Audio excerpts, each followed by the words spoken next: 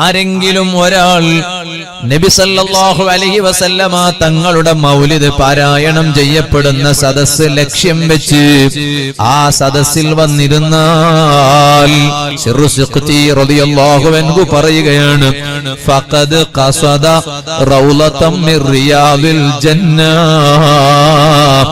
അയാൾ വന്നിരിക്കുന്നത് സ്വർഗത്തിന്റെ പൂന്തോപ്പിലാണ് കേട്ടോ.